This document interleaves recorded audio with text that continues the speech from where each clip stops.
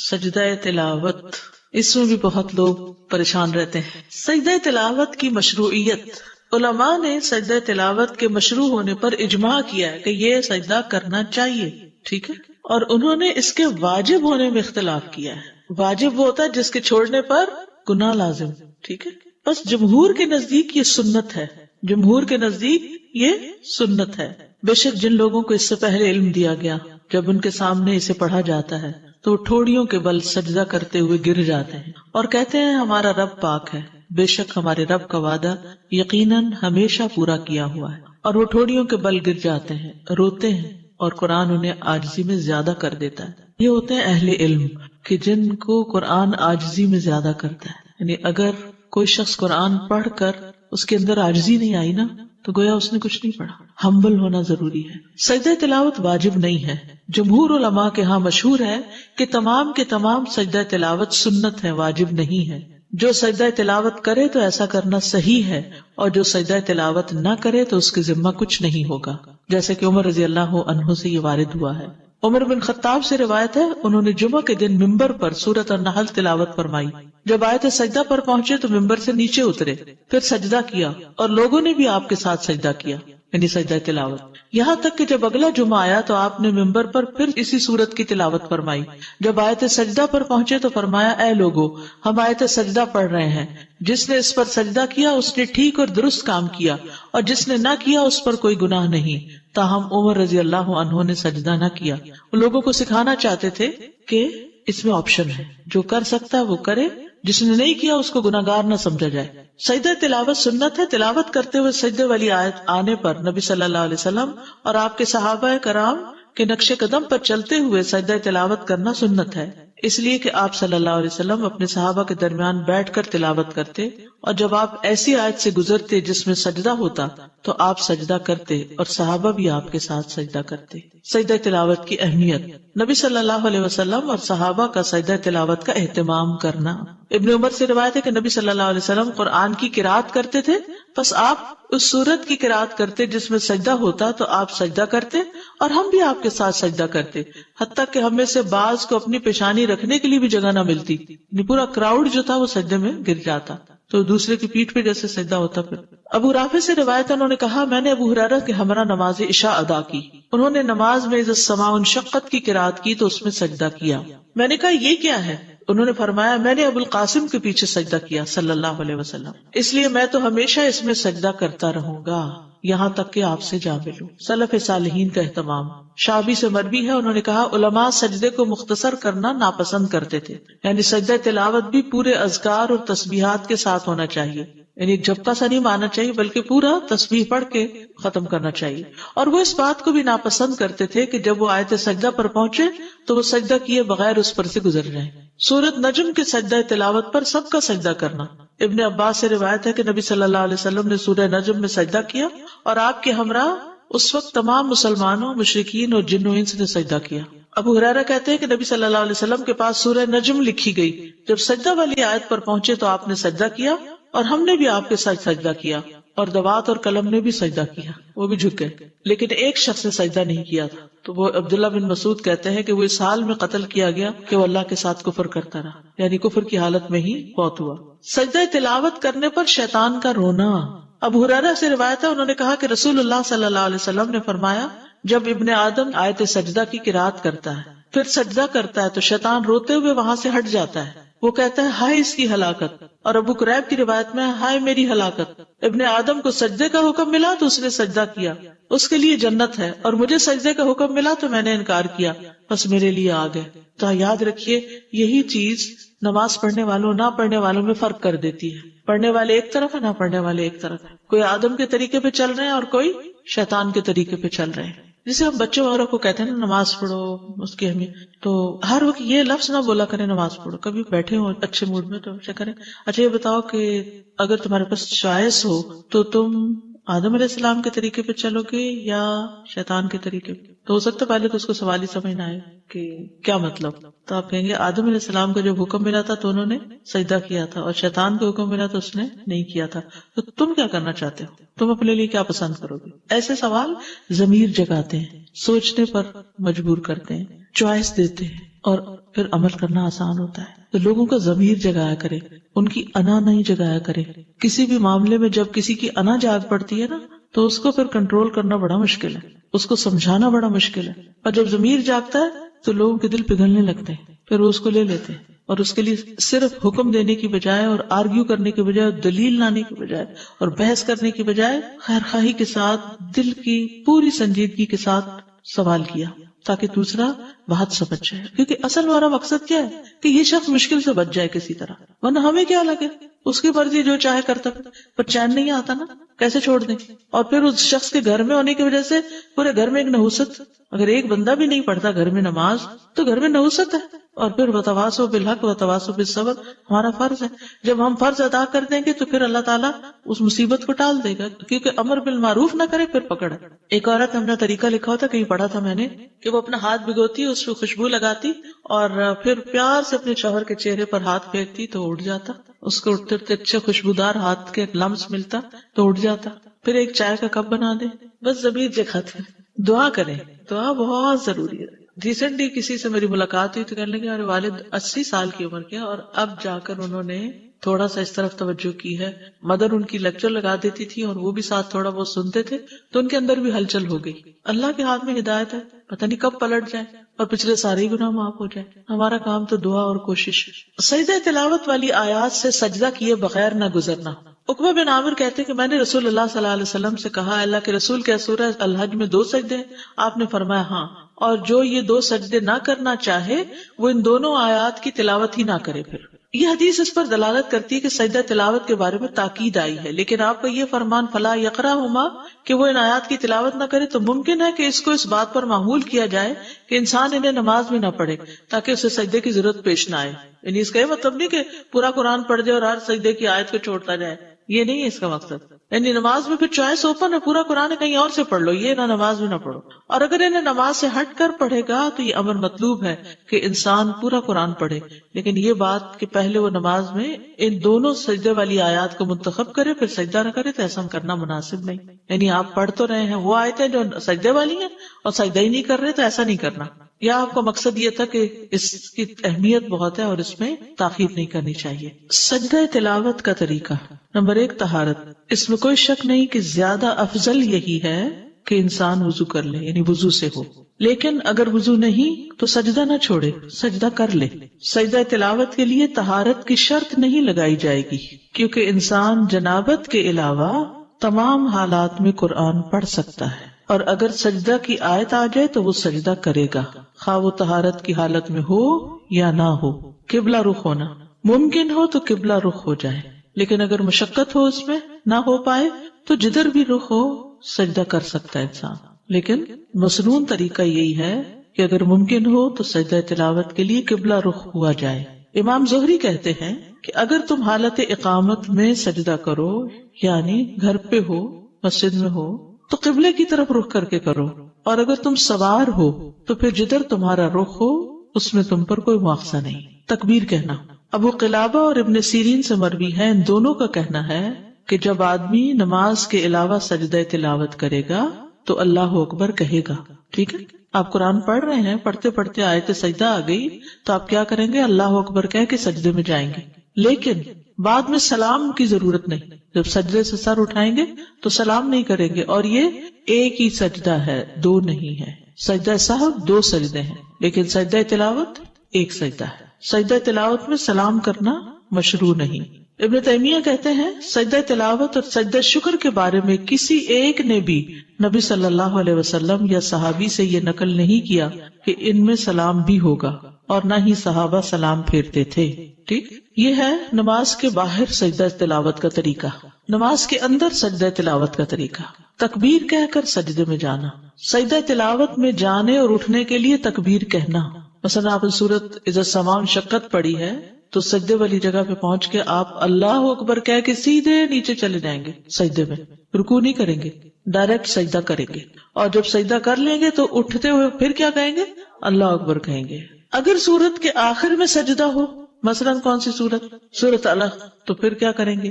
اگر سورت کے آخر میں سجدہ ہو اور مزید تلاوت نہ کرنی ہو تو پہلے سجدے کے لیے تکبیر کہی جائے گی، سجدہ تلاوت ادا ہوگا، پھر تکبیر کہہ کر اٹھا جائے گا، اور کھڑے ہو کر رکوع کے لیے تکبیر کہہ کے رکوع پہ جایا جائے گا.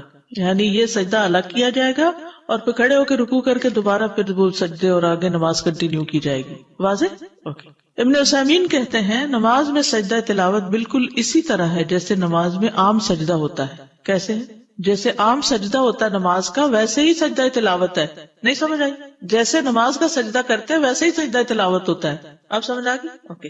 یعنی سجدہ تلاوت میں جانے اور اٹھنے کے لیے تکبیر کہے، اور اس میں کوئی فرق نہیں کہ سجدہ تلاوت قرات کی آخری آیت میں آیا ہو اور اس کے بعد سورت ختم ہو گئی ہو یا قرات کے درمیان میں آؤ.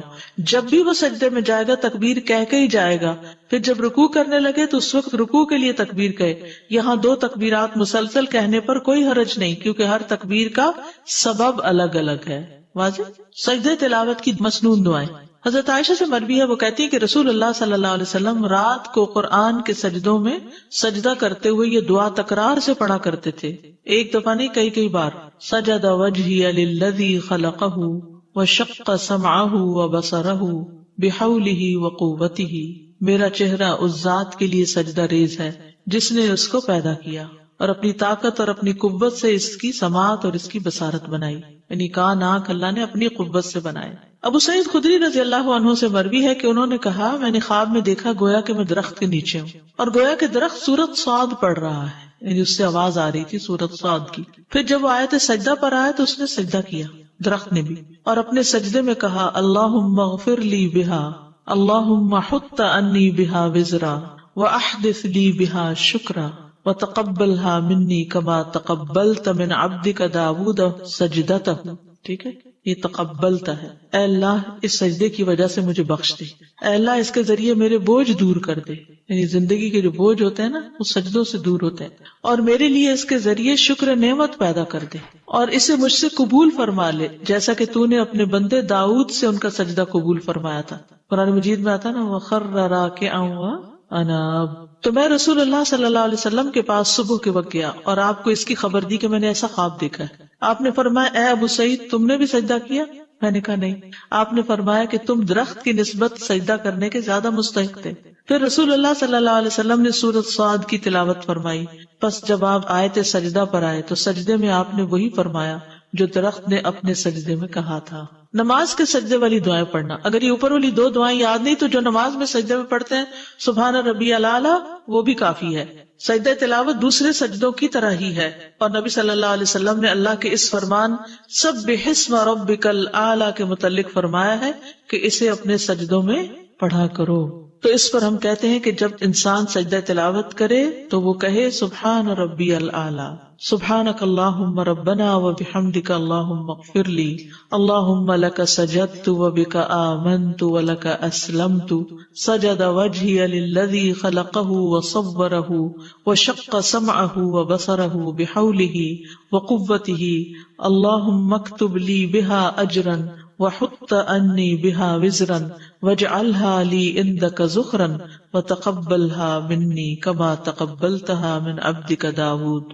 تو اگر انسان اس کے علاوہ کوئی دعا پڑھے جب اسے یہ حفظ نہ ہو تو کوئی حرج نہیں. جیسے سجدہ تلاوت کوئی پڑھی یا کوئی بھی سورہ پڑھی جس میں آخر میں سجدہ ہے اور پھر سجدہ کیا اور پھر اٹھ کے کوئی اور سورت شروع کر دی، جی کوئی حرج نہیں. ٹھیک ہے، ایسا بھی کر سکتے ہیں. مکروہ ٹائم پر کر سکتے ہیں سجدہ تلاوت، مکروہ ٹائم جیسے فجر کی نماز کے بعد. جی یہ سبب کا سجدہ نا. السلام علیکم استاذ.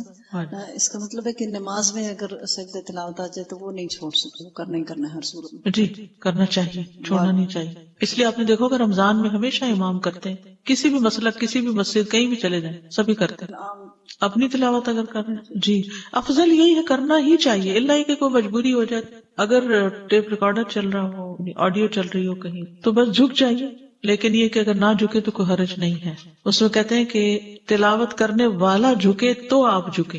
تو اب اس میں شک ہے کہ جب وہ تلاوت کر رہا تھا وہ جھکا تھا کہ نہیں. اگر وہ جھکا تھا تو ہمیں بھی جھک جانا چاہیے. 10 دفعہ پڑھے ایک ہی سجدہ ہوگا. جی آپ یقین کریں کہ بیچ میں تلاوت بریک کر کے اس وقت جھک جانا اچھا لگتا ہے. جی فریش بھی ہو جاتا ہے. جیسے آپ نے دیکھا ہوگا ابھی نماز پڑھنے کے بعد آپ کی کیفیت ایک دم پھر اچھی ہوگی، پڑھتے پڑھتے تھک جاتے، پھر بیچ میں نماز آئی، نماز پڑھی، پھر فریش ہو گیا مائنڈ. تو ایسے سجدہ تلاوت بھی تلاوت کرتے کرتے انسان ذرا نیند میں آنے لگتا ہے، پھر سجدہ کرتا ہے تو پھر ذرا فریش ہو جاتا ہے. بلڈ فلو ایگزیکٹلی سجدے میں جاتے ہوئے بلڈ فلو جو ہے وہ برین میں چلا جاتا ہے تو آپ اس میں فریش ہو جاتے ہیں. السلام علیکم. استاد میں نے کچھ لوگوں کو دیکھا ہے جب وہ سجدہ تلاوت پڑھتے ہیں تو قرآن پہ ہی سجدہ کر لیتے ہیں, ایسا کرنا ہے نہیں, اس قرآن پہ سجدہ نہیں. قرآن پہ سر رکھ لیتے, ماتھا اپنا رکھ لیتے ہیں پڑھتے پڑھتے, یہ صحیح نہیں ہے؟ بہت شدید ضرورت کے علاوہ خواہ مخواہ کچھ چیزیں قرآن کے اوپر نہیں رکھنی, اس کو ایک طرف رکھتے ہیں آپ, آیت جب پوری ہو جائے پھر کرنا بہتر ہے. اس کی کوئی دلیل نہیں ملتی 14 اکٹھے کرنے کی, حالانکہ 15 سجدے ہیں, یہ بھی یاد رکھیں.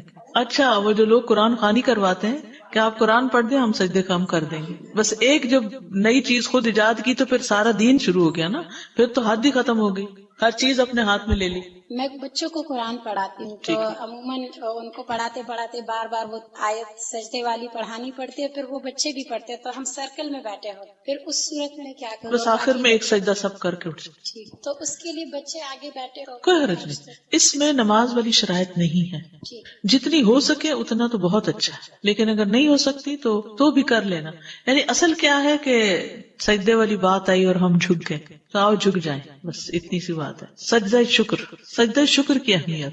سجدہ شکر ان عظیم عبادات میں سے ہے جن کے ذریعے بندہ اللہ جل و علا کا شکر ادا کرتا ہے, کیونکہ اس میں اپنے جسم کا سب سے معزز ترین حصہ یعنی چہرہ زمین پر رکھ کر اللہ کے لیے خضوع اختیار کیا جاتا ہے, اور اس کے ذریعے دل اور زبان اور تمام اعضاء سے اللہ کا شکر ادا کیا جاتا ہے. نبی صلی اللہ علیہ وسلم کا خوشی ملنے پر سجدہ شکر ادا کرنا. ابو بکرہ سے مروی ہے کہ نبی صلی اللہ علیہ وسلم سے روایت کرتے ہیں کہ جب آپ کے پاس کوئی خوشی والی خبر آتی یا آپ کو کسی بات کی خوشخبری دی جاتی تو آپ فوراً اللہ کا شکر ادا کرنے کے لیے سجدے میں گر پڑتے. ہم نے زندگی میں کتنی دفعہ ایسا کیا, کتنی ہی گڈ نیوز سنی ہوگی, کتنی ہی خوشخبریاں سنی ہوگی, کبھی بچے کی ولادت کی, کبھی کسی بچے کی کامیابی کی, کبھی کسی کی شادی کی, لیکن ہم خوشی کا اظہار عموماً اللہ کی نافرمانی سے کرتے ہیں, جبکہ خوشی کا اظہار اللہ کی فرمانبرداری سے اور اس طریقے اور اس کام سے کرنا چاہیے جو انسان کو اللہ کے قریب کر دیتا ہے. نبی صلی اللہ علیہ وسلم کا ایک موقع پر لمبا سجدہ شکر ادا کرنا. عبد الرحمن بن عوف سے مروی ہے کہ ایک مرتبہ رسول اللہ صلی اللہ علیہ وسلم باہر نکلے, آپ صلی اللہ علیہ وسلم صدقے کی کسی زمین میں داخل ہو گئے, وہاں آپ قبلہ رخ ہو کر سجدے میں گر گئے. صدقے کی کسی زمین میں داخل ہوئے, وہاں قبلہ رخ ہو کر سجدے میں چلے گئے. اتنا طویل سجدہ کیا کہ مجھے اندیشہ ہونے لگا کہ اللہ عز و جل نے آپ کی روح قبض کر لی ہے. کبھی آپ ہی یہ کر کے دیکھیں, کوئی بھی نعمت یاد کر کے بس لمبا, جو آج تک لمبا نہ کیا ہو اتنا. ہمارے میں ویسے اسٹیمنا ہی نہیں ہے. میں نے یہ تجربہ کرنے کی کوشش کی تو سانس ہی اتنا پھول گیا کہ مشکل ہوئی, کیونکہ ہمارے عام سجدے بھی اتنے لمبے نہیں ہیں. لیکن کریے گا ضرور انشاءاللہ. اس بات پہ شکر کہ اللہ تو نے ہمیں سجدہ صاحب کا طریقہ سکھا دیا, یہ سجدہ شکر ہے. وہاں آپ قبلہ رخ ہو کر سجدے میں گر گئے اور اتنا طویل سجدہ کیا کہ مجھے اندیشہ ہونے لگا کہ اللہ عز و جل نے آپ کی روح قبض کر لی ہے. میں دیکھنے کے لیے آپ سے قریب ہو کر بیٹھ گیا تو آپ نے اپنا سر اٹھا کر فرمایا کون ہے؟ میں نے عرض کیا عبد الرحمن ہوں. آپ نے فرمایا کیا ہوا؟ یعنی آپ اتنے محب تھے کہ آپ کو یہ خیال ہی نہیں رہا کہ یہ پریشان ہوا ہے. میں نے کہا اللہ کے رسول آپ نے ایسا سجدہ کیا کہ مجھے اندیشہ ہونے لگا کہ اللہ عز و جل نے اس میں آپ کی روح قبض کر لی. اس پر آپ نے فرمایا جبریل میرے پاس آئے اور انہوں نے مجھے خوشخبری سنا دی کہ اللہ عز و جل فرماتے ہیں جو شخص آپ پر درود بھیجے گا میں اس پر اپنی رحمت نازل کروں گا, اور جو شخص آپ پر سلام بھیجے گا میں اسے سلامتی دوں گا.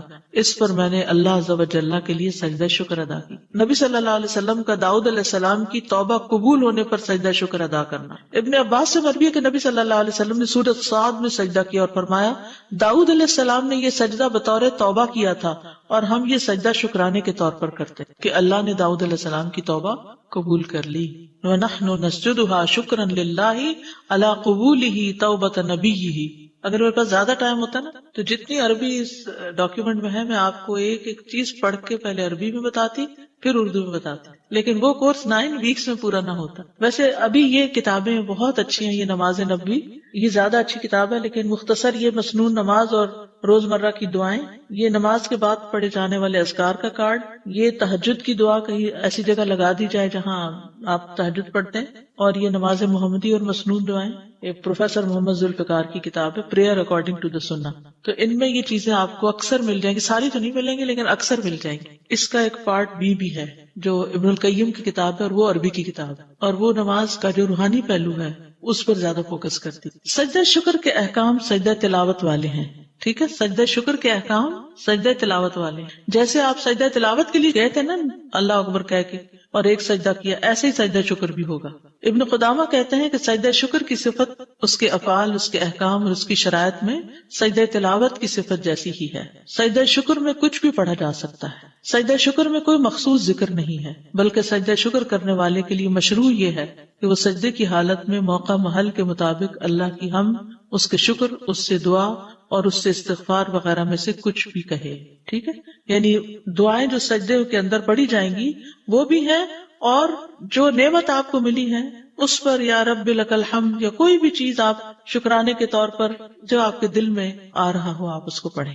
شکرانے کے نفل مشروع نہیں ہے، ٹھیک ہے، ہم کہتے ہیں نا ہم شکرانے کے 2 گانا پڑھتے ہیں، شکرانے کے نفل نہیں ہے۔ شیخ ابن عثیمین کہتے ہیں میرے علم کے مطابق سنت میں کوئی بھی نماز صلاۃ الشکر کے نام سے نہیں ہے، البتہ احادیث میں سجدے کا ذکر ہے جسے سجدہ شکر کہتے ہیں۔ ایک اور جگہ یہ بھی کہا گیا کہ شکر کے لیے قیام اور رکوع پر مشتمل نماز نہیں ہے، بلکہ شکرانے کے لیے صرف سجدہ شکر ہے۔ تو مسلمان کے لیے مشروع ہے کہ جب اسے کوئی خوشی والی بات پہنچے تو وہ اللہ کا شکر ادا کرتے ہوئے سجدہ کرے، پر جہاں تک صلاۃ الشکر کی بات ہے اس کی کوئی اصل نہیں۔ مشروع مطلب پرسکرائبڈ۔ دیکھیے ویسے آپ نفل پڑھتے رہیے، ساری عبادت ہی شکر ہے اصل میں، جیسے روزہ رکھتے ہیں یا کچھ بھی، تو یہ اصل میں ہم شکر ہی ادا کر رہے ہوتے ہیں اللہ کی نعمتوں کا۔ پھر خود سے بنانا کوئی بھی چیز بدعت بن جاتی ہے نا، کہ کسی کو پابند کرنا یا خود، تو اس لیے جب آسانی کر دی اللہ نے، صرف سجدہ کر لو، بات اتنی بھی کافی ہے، تو اتنا ہی کرتے رہے۔ اب دیکھیے بعض اوقات نماز پڑھنے میں ہمیں سستی ہو جاتی ہے، سجدہ کرنے میں کتنی دیر لگے گی، جہاں بیٹھے کوئی قبلے کے رخ کی پابندی نہیں، کچھ نہیں۔ وہیں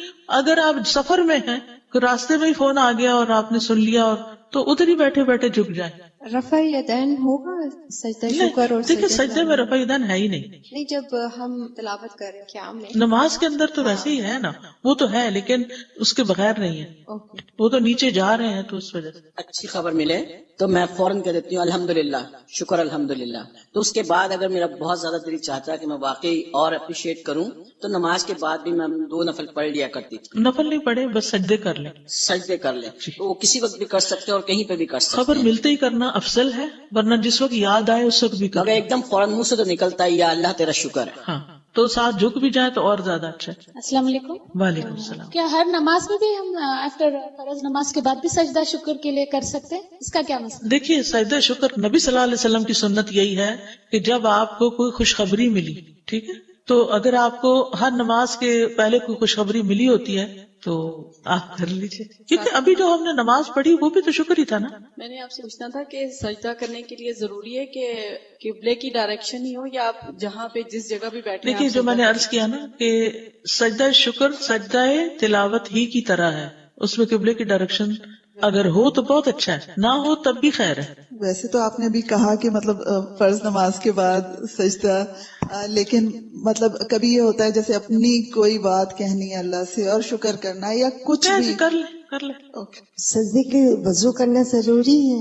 نہیں، ہو تو افضل ہے، نہ ہو تو کوئی بات نہیں، جیسے قرآن پڑھنے کے لیے ہو تو افضل ہے، نہیں تو کوئی بات نہیں۔ اور نماز کوئی بھی پڑھ سکتے ہیں، حاجات ہے یا جو بھی ہے کچھ، اس میں جو خالی شکر کی نماز شکرانہ پڑھ لے نہیں ہے، پورے دن میں جیسے کوئی نہیں ہے، خالی نوافل پڑھتے رہے۔ صلاۃ التوبہ ہے، صلاۃ الشکر کوئی نہیں ہے، ٹھیک ہے۔ پیریڈز میں سجدہ شکر کر سکتے جنابت کی حالت میں نہیں کرنا، اور سجدہ تلاوت پیریڈ بھی نہیں، جنابت ہی کی ایک طرح سے حالت اور سجدہ تلاوت بھی نہیں۔ نہیں۔ وہ تو نبی صلی اللہ علیہ وسلم کو جب کوئی مشکل آتی تھی تو وہ نماز کی طرف دوڑتے تھے، تو وہ صلاۃ الحاجت ہی ہو گئی، اور وہ جو آتا ہے نا وَاسْتَعِینُوا بِالصَّبْرِ وَالصَّلَاةِ، تو وہ بھی آ جاتا ہے اس میں۔ السلام علیکم۔ میں ہر روز شکرانے کے نفل ادا کرتی تو کیا ان کو ویسے ہی ادا کر لیں، وہ شکرانہ ہی قرار پائے گا، لیکن کوئی ایسی نماز ہے نہیں۔ اچھا ویسے نفل چھوڑے نہیں، دہا کے وقت، چاش کے وقت پڑھا کریں، جی، اور اس کے بعد اگر کوئی انسان بیٹھ کے استغفار کرتا ہے، خاص طور پر یہ دعا، اگر کوئی آپ کی زندگی میں پریشانی ہے نا